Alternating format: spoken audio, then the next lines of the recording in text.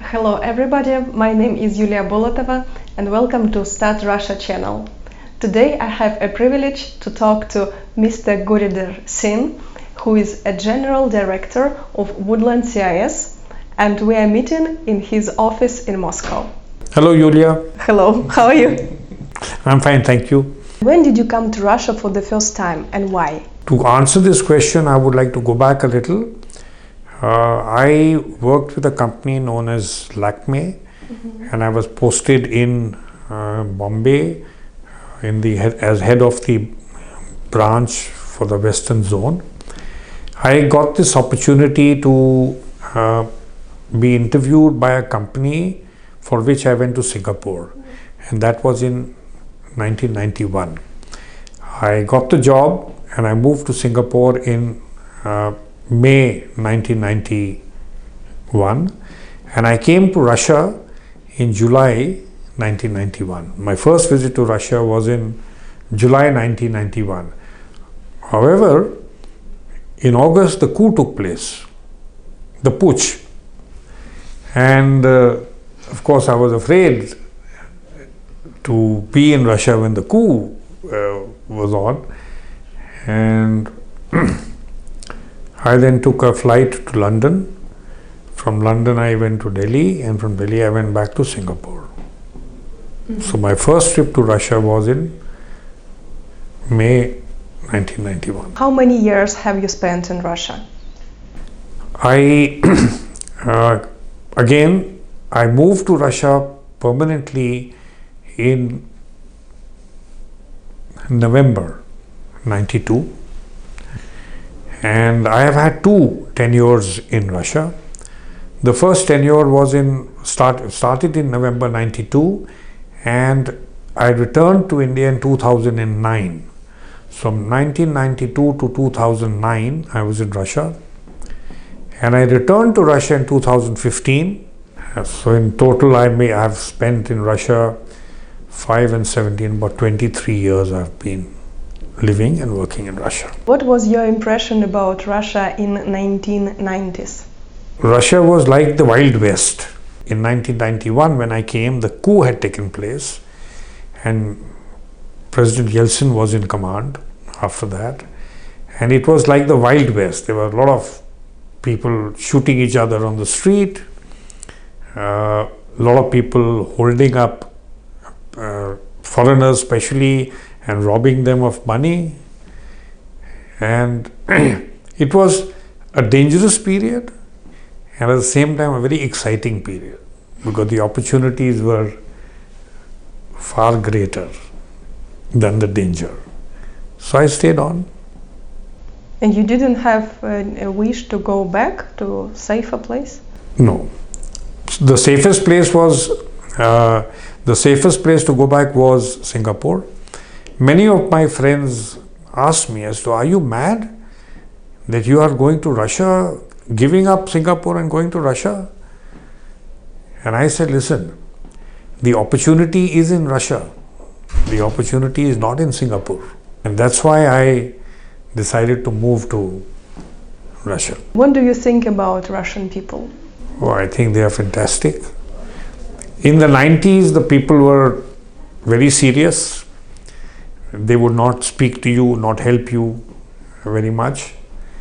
But people who I did get to know while on work or on the professional front or even personally through contacts, I made very, very dear friends. They become very good friends, and I should say that many of them, I'm still in touch with many of them, even today. The friends I made in 93, 94, 95, a lot of them I'm in touch with even today.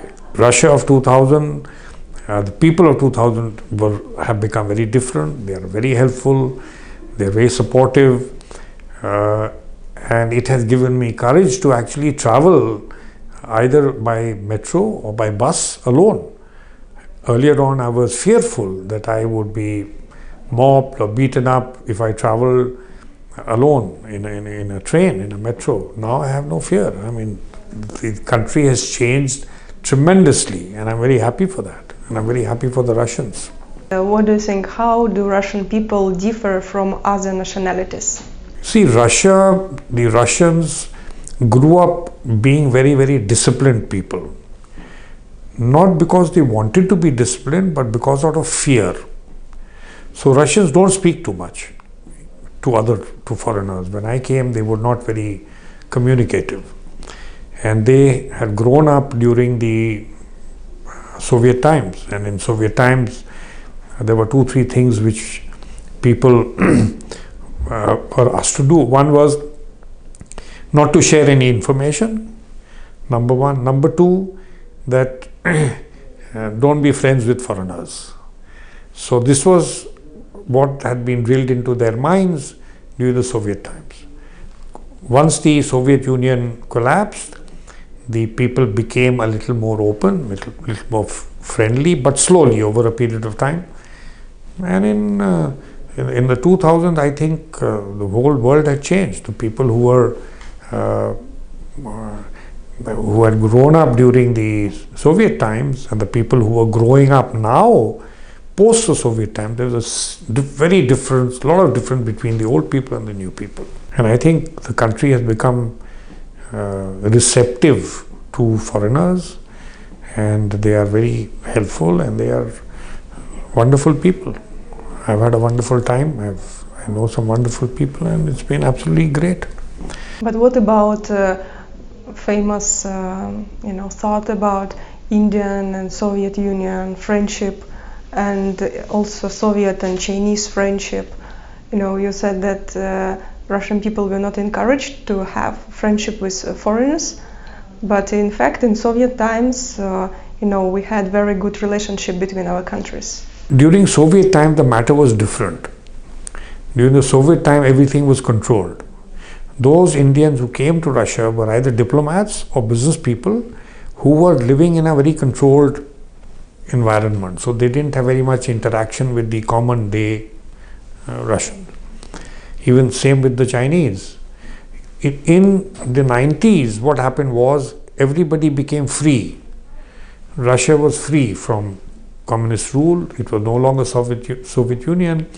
And being free, people went out of control a little bit.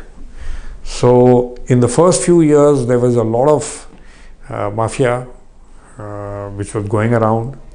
I don't know whether the mafia was Russian mafia or was it mafia from the other countries, but everywhere you went you had to give protection money. You want to take a warehouse, you have to take protection money. You need to do customs clear goods, there would be somebody who would come and say that you have to pay us so much percentage, and they use this word krysha. So krysha, yeah, means cover, an umbrella, roof. So, but this krysha was only a small krysha because there were 20 other levels of krishas above this krysha. The guy at the top was the big krysha. And he had all these small krishas. Have you met some krishas? Of course. What was your impression about them? They had necks like this, and they were probably all the people who had worked for the security services at that time.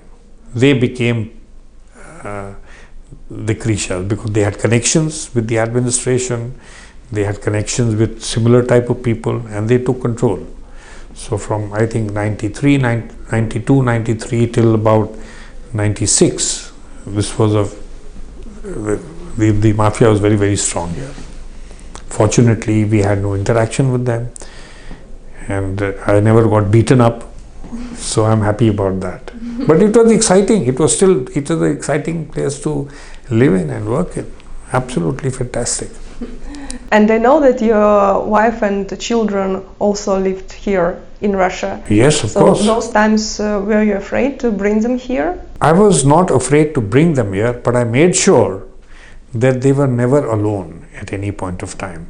We were living in a diplomatic building, Dip Corpus, and we had a very nice apartment. My children were studying in school here.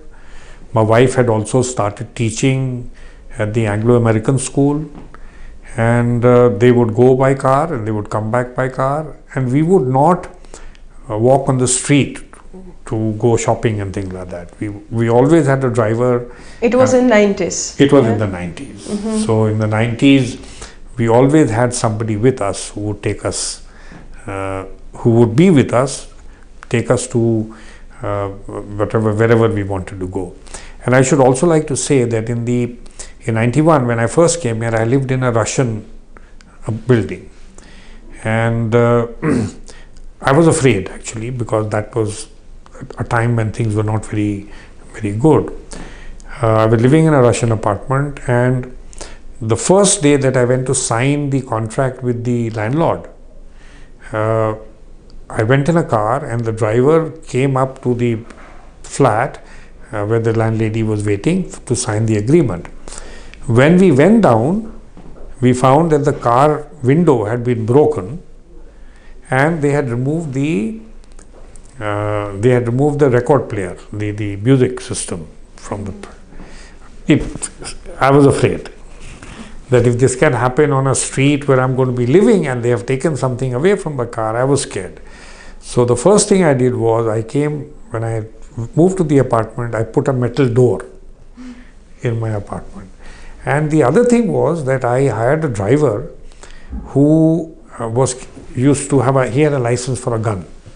So I used to pay him extra for having a gun license, and he would every day come to my apartment on the 12th floor, take me, and I would go down with him.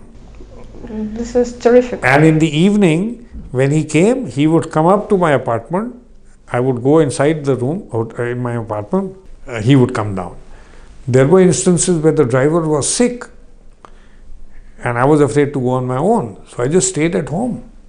This is horrible. No, it was at that time. We were afraid. I mean, I was afraid, so I didn't go to the office on that day. So it was like that. But it was not something that told me, don't bring your family here. It was not something that told me that that you need to leave here and not live here.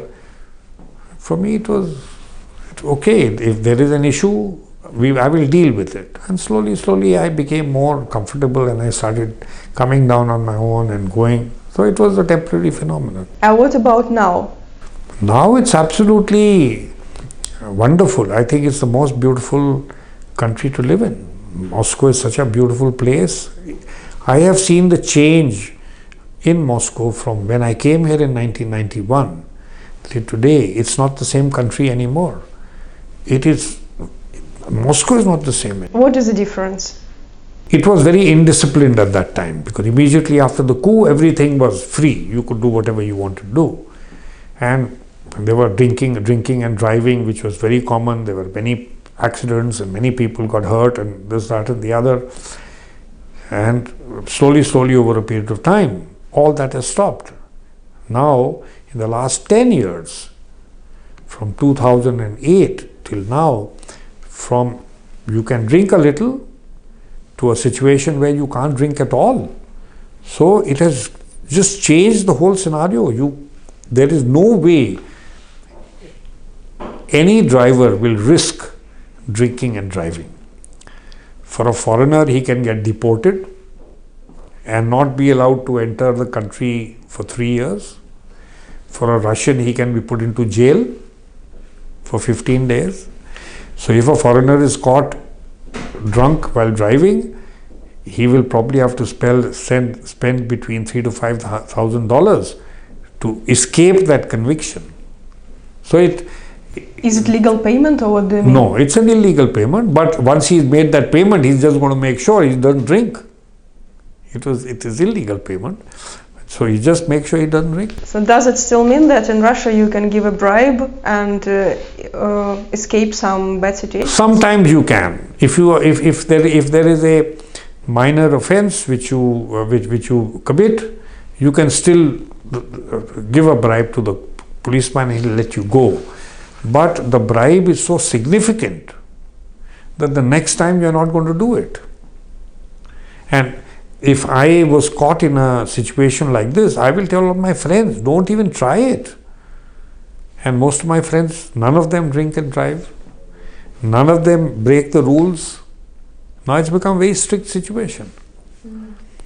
And that's a good thing. And I think that should be applied. They are trying to apply it in India. Of course, there is a lot of hue and cry over that.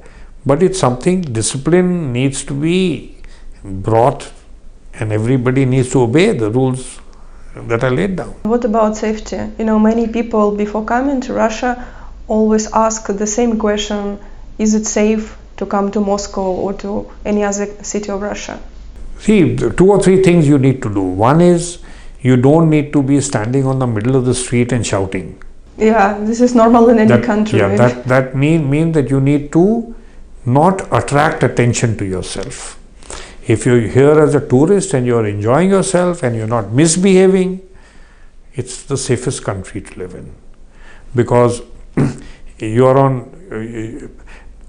You have to behave yourself. If you behave like a hooligan, you will be treated like a hooligan, and other hooligans will come to you and beat you up. So you have to. If you behave like a gentleman, I don't think there is a problem. I have not heard in the last 10 years where any of my friends had a problem, because we all behave in a very normal way that it's absolutely safe. Is it safe to walk alone in the street when it's dark? I have not had a problem, and being a Sikh with a turban, and I wear bright colored turbans, I am visible from long distances, and people can once one look at me and they will say that this guy is a foreigner. I have not had any trouble. Since 1994 was the time when I had a problem. After that, I have not had any trouble at all. I'm absolutely comfortable. What problem did you have? I was traveling on a metro. We were going to meet somebody, and there was a group of young boys. One of them hit me on the head with his hand. It just shook me up. Those were early days, and I was afraid that Russia is a dangerous place. So it just shook me up. But then 2 things happened. One, I stopped going by the metro totally. And I never traveled on the metro till now. I traveled with people, and I didn't travel on my own ever. Now I'm traveling alone on the metro. I'm actually also traveling on the bus alone. And I have, without even thinking that something can happen to me. It's just so safe. And how Russian people normally react to you? What kind of attention do they give you? Oh, hell of a lot. I mean, I get admired by Russians so much that on many occasions they want to stand with me and take pictures with me. And this has not only happened at touristy spots, but also wedding parties, where the bride and the groom have had pictures taken with me. And so it gives me great pleasure, and it makes me very happy. Did you know them or no? No, I didn't know them at all. So they just approached you, asked you to take a picture? Can we take a picture? Yeah, sure. And I enjoyed this myself. It gave me and I'm smiling most of the time, so it's okay. I mean, it's good. I enjoyed this. What do you like and you don't like about Russian people? That's a difficult one. I like more about their discipline, about their attitude to work, about their knowledge base. They're technically very sound. They don't show it, but any task that they want to do, they will complete it without any mistakes. So they are very, very, very. They believe in doing things properly, even if it takes a little long time. They believe that this task has to be completed. It will be done properly. And that is something which is very, very good. Sometimes it becomes very exasperating where, in order to do things perfectly, they will take more time than necessary. And sometimes in the commercial world, you need some answers very quickly, but you cannot get those answers very quickly. I, for one, appreciate that when I will get the answer, I know it will be correct, it will be perfect. But most people who come here get exasperated. They become, they think that, oh, these guys are taking too long, they're wasting too much time. But it's actually not that. there the Russians want to do things perfectly, and you have to give them credit for that. Don't get exasperated. Most Indians like to, I've said something just now, why is it not done? For a Russian, something like this cannot happen. They want to take their time and correct and give you only the correct information. Yeah, it's important also to mention that you managed a few companies in Russia, right? Yeah. You were general manager for a few companies, so that you say this everything based on your experience. And can you also tell what other, let's say, in business attitude and in working culture, what is the difference between Russians and other people? Russians, 2-3 things I have found which is very good as far as Russians are concerned. One is that when they give you a meeting, that meeting must conclude in 1 hour. They give you 1 hour's time for you to put your point across and to listen to them and make your proposal within that 1 hour. That I think is very, very good, because I have seen we Indians, when we go to meet somebody, our intention is to talk and talk and talk and talk, even if it's not relevant. There were instances where I took a group of people for a meeting, and the general director of the company, once it was 1 hour was over, he kept looking at me, hoping that I could stop this meeting. But it continued for some more time till I had to stand up and say that so-and-so has a problem, and therefore he needs to call this meeting off. If there's something else to be discussed, we should let him go, and if there's something to be discussed, we can discuss with the juniors. So here I find it's a very, very good thing that their meetings are scheduled for 1 hour. In very rare occasions will the meetings be over 1 hour. What you want to, they give you the due respect and time, and you need to respect their time also. And I think that's very, very important. Sometimes we don't have respect for other people's time. So it's very important for us to understand that. So any foreigner coming to Russia, if he is in a meeting with somebody, he should time himself and say that 1 hour is over, now the meeting has to end. Mm-hmm. And that I think is that's the good thing of Russians. And Russians are more they are specific, to the point. They will not tell stories. If they like something, they will say yes. If they don't like something, they will say no. They are doing a commercial transaction. So you can't just extend your conversation with them.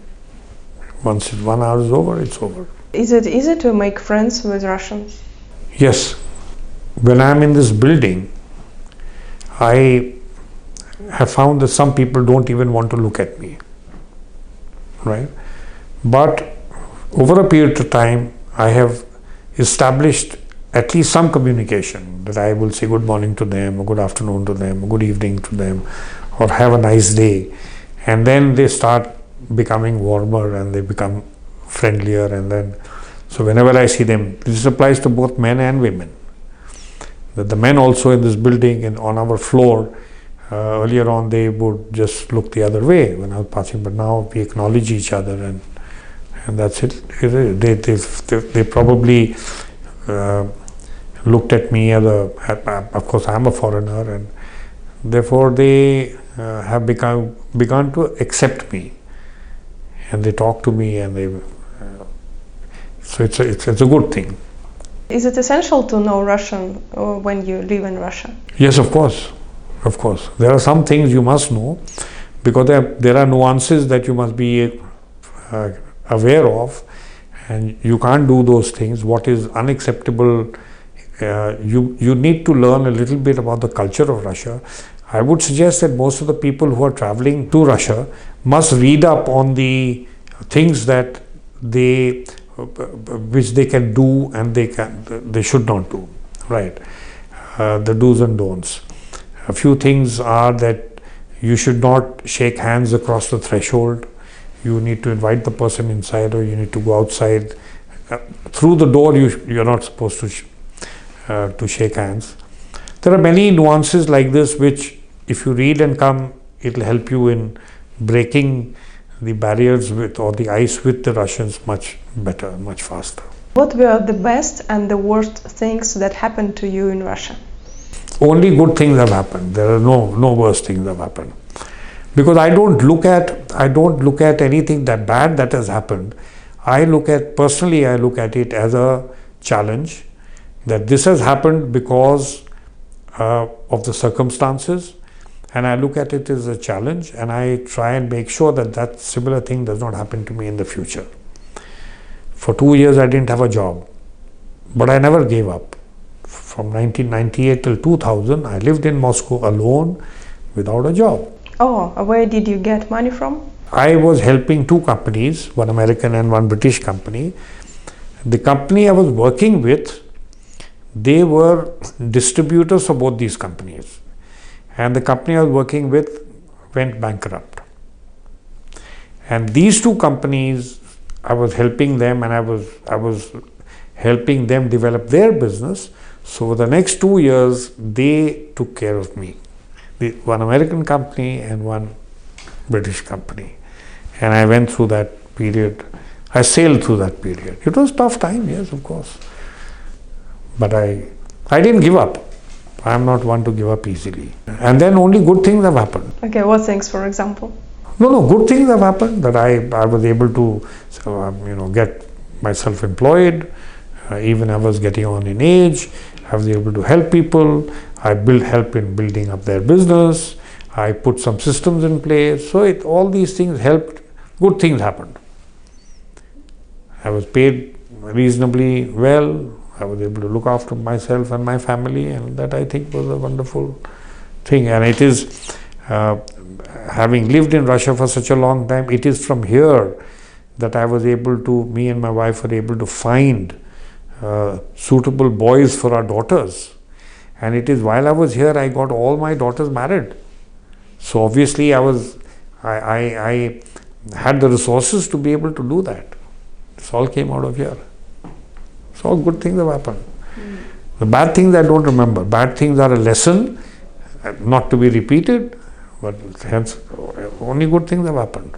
And what would you recommend to people who are traveling to Russia for the first time as tourists? First thing is, they should not read any Western press, because the Western media is painting Russia in a negative light. They should come here and they should see for themselves. And I, for one, have been asking people to come here and see what Russia is, because there is no country in the world which is like Russia. The Worldcup was one of the best managed World Cups ever. I felt safe. I watched 6 matches. I watched the final, I watched 2 semi-finals, and I watched 3 matches, and I traveled. And I was sitting amongst Russians, and I was absolutely safe. There was not a single incident of hooliganism that I know of. And Russia is a footballing nation, and so is the UK. And you hear that in football there are hooligans. I mean, there's a lot of nasty things that happen after the matches. But nothing like that happened in Russia. And the classic thing was, the best thing other than the environment was that Russia opened all its doors and its heart to all the people who came here. You could travel free, land transport, on surface transport, anywhere in Moscow as long as you had the fan ID. Not only in Moscow, you could travel free to any location where the matches were being held. Which other country has ever provided such a fabulous opportunity? And Russia is absolutely brilliant. Another thing before I close, the sanctions that have been imposed upon Russia, I'm going off the sanctions that have been imposed upon Russia have been used by Russia brilliantly. Today, they have become self-sufficient in almost everything. Prior to 2014, Russia imported such huge quantities of products to put on the shelves of their supermarkets.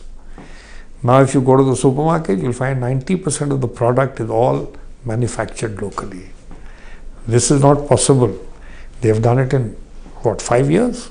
From 2014 till now. They are self-sufficient. Russia sold oil and bought everything else. Now Russia sells oil and they've got everything that they want. Russia today is one of the largest growers of wheat in the world, and this has happened in the last 5 years. They've become the #1 producer of wheat. The sanctions have actually been a slap in the face for the Americans because the Russians have actually used it for their advantage. And that's absolutely brilliant. Hats off to them. What are your recommendations to people who want to do business in Russia? There is no fly-by-night operators here anymore. That you will come here and you will sell, take cash and go away. That sort of business is not here anymore. If you want to do business in Russia, you have to think long term. And you have to think clean, white business. There is no room for any illegal activity to happen in Russia. It was there in the 90s when it was totally free for all. A lot of people made a lot of money, but most of the people don't live in Russia anymore because they have been marked. If they ever step into Russia, they will not be treated they are not welcome and they won't be treated very well. And those people who are here and successful in business, they are people who have followed the rules and regulations and work clean, white business. Woodland CIS is one of the few companies from India there are many companies who are doing absolutely 100% white business. We customs clear ourselves, paying full customs duty, we warehouse ourselves, the product is ours and we sell. And there is no cash transaction taking place here at all. So if you are ready to think like that, Russia is a great place to do business in. Don't expect windfall profits, but it's a challenging market, it's a developed market. If you don't bring quality, you will not be able to sell it. So you need to be absolutely sure. If you want to come to Russia, you must come with a long-term plan. Only then you can be successful. Otherwise you can't. What are the differences between doing business in Russia and in India? See, the thing is, I have been out of India for more than 25 years. So I don't know what is happening in India.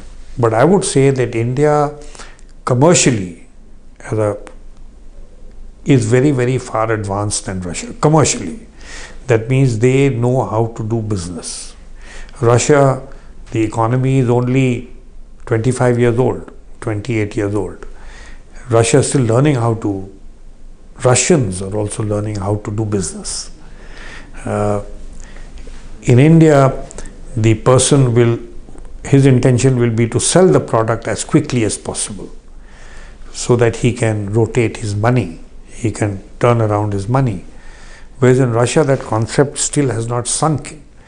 I know many stores where product is sitting there and the store owner is paying rent for that place. He's paying for the space that the footwear is occupying, but he's not interested in selling it. Because in order to sell it, he has to give a discount and he doesn't want to reduce the price. So everywhere else, while there are discounts going on, his store doesn't have discounts. So commercially they are learning. Those people who have learned, they follow the commercial process, but majority of the people still do not follow the commercial process. What do you think Indian companies who want to start their business in Russia, what are the main mistakes which they make?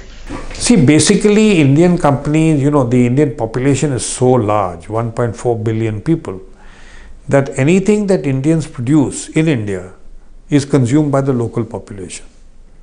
So their desire to produce for a foreign country is very, very low.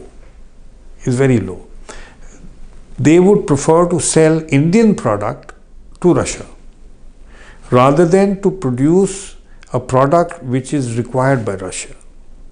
That product may be different. I am in the footwear business. I find that the Indian structure of the Indian man or woman is smaller than the structure of a Russian man or woman. So the sizing of shoes is very important. So Indian size shoes don't fit the Russian size foot because the foot is wider and the instep is higher. Those shoes don't fit. So if you want to work here, you have to cater yourself to the requirement of the Russian consumer. You can't sell Indian product here. Russian consumer is very, very highly developed. It's a serious consumer and you need to adapt yourself to the Russian market. Most companies are not able to do that. If you could do it, what 3 Russian things, habits or traditions you would bring to India? There are a few things I like about Russians. One is that I always admired the concept of a subotnik, which means cleaning your yard on a Saturday just after the winters or at the beginning of spring to clean their yard. It would teach them that you keep your environment clean. This India, I would like to carry this forward to India. The second thing I feel is very good is that they remove their shoes as soon as they enter India. In India, we walk through the houses with shoes. I don't think it will be possible in India, but it's something which I value. I've been thinking about the third thing, but I've not been able to figure out what the third thing is. So if you can help me here. And what about Russian culture? Fantastic. I think they read a lot. Russians have a great reading habit. There are beautiful libraries, and every household you go to, there are books and books and books. Yeah. They've got almirahs full of books. So they have a great reading habit. They love to read, and they have great music. They have great artists. They produce some fantastic stuff, and it's absolutely breathtaking. And their handicrafts are very good. Very popular all over the world are the matrushkas, which is one mother, which is maybe 7, 10, 15, 20, 30 matrushkas in one big one. And then they have beautiful scarves, they have beautiful stoles. I love their fartuk because it is something which the traditional fartuk. I'm not talking about the one which has the matrushka images on top of it. They are absolutely fantastic. Fartuk is a apron for cooking, and I've got 2-3 of them. So I use the male version, not the female version, because they are beautiful, absolutely. Yeah, I'll have to carry that. I'm actually carrying some back with me now. Mr. Gurinder, thank you very much for this interview. It was very interesting talking to you. My pleasure. Thank you. Good luck to you. Thank you very much.